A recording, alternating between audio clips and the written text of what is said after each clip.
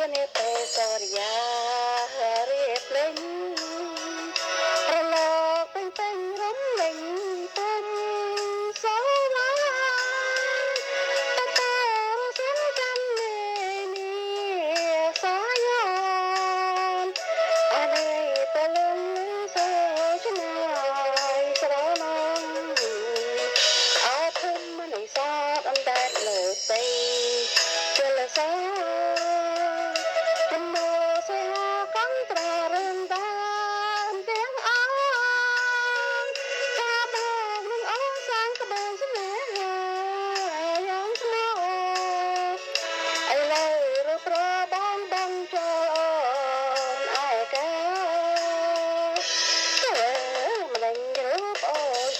ស្រីណាស់សា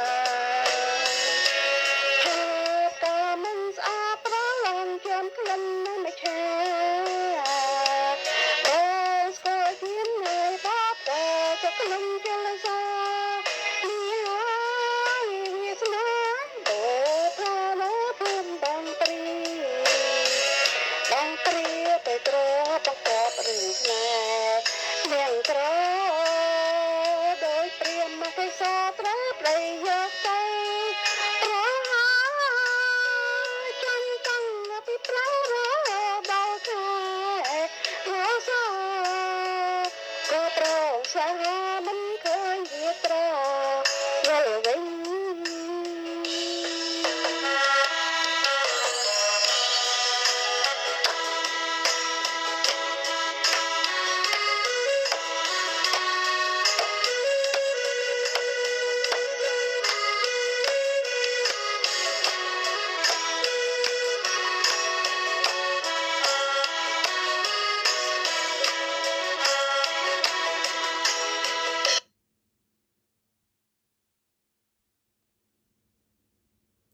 ចានាងខ្ញុំ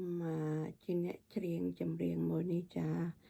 បើសិនជាបរោះក្តីមិនព្រោះក្តីសូមពុកម៉ែមីងមី